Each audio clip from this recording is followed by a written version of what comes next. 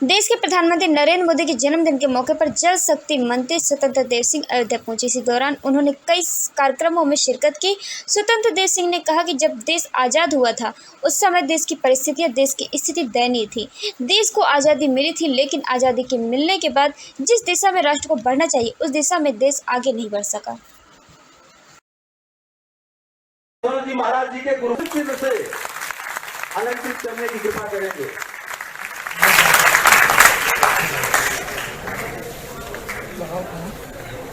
सुखदेव राधेश्याम शास्त्री जी का, आदरणीय शक्ति सिंह जी का, विश्वनाथ सिंह जी का, प्रोफेसर सिंह जी का, प्रोफेसर कृष्ण मुरारी सिंह जी का,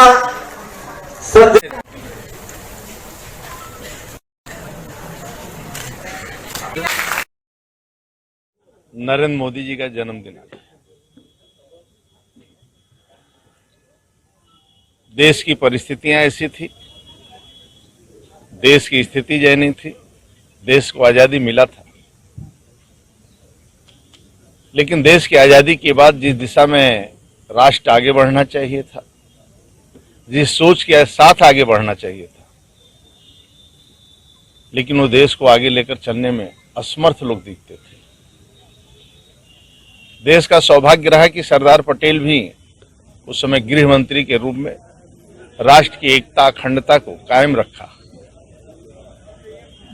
और 1950 में उनकी मृत्यु हुई और 1950 में आदरणीय नरेंद्र मोदी का इस धरती पर, गुजरात की धरती पर जन्म हुआ। और मित्रों, जब देश के एक रेल ट्रेन स्टेशन पर चाय बेचते हुए जो जीवन का उनका संघर्ष था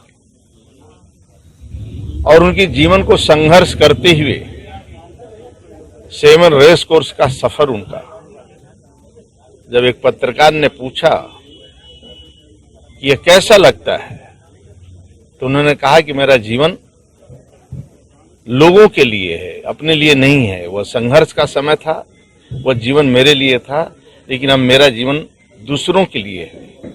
और मित्रों, जो सपना स्वामी विवेकानंद जी ने देखा था और जो सपना हिंदुस्तान के नौजवानों ने देखा था, सोचा था, हमारे ऋषि मुनियों ने, वह सपनों को साकार करने का यदि कोई देश पर में काम कर रहा है, नेतृत्व कर रहा है, तो आदरणीय नरेंद्र मोदी कर रहा है। धर्म संसद का आयोजन था। वास्तव में युवाओं के लिए इस प्रकार के कार्यक्रम ये महत्वपूर्ण भी है, देश की आवश्यकता भी है। एक युवा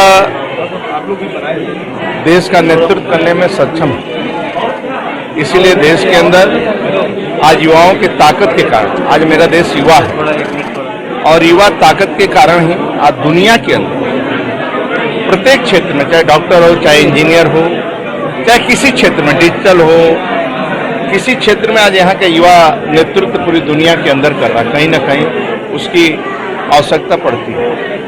जो संसद, युवा संसद यहाँ आयोजन किया गया है और ये बहुत महत्वपूर्ण है। चिंतन चलेगा, बड़े बड़े विद्वान भी आ रहे हैं इस पर और इसका एक लाभ मिलेगा।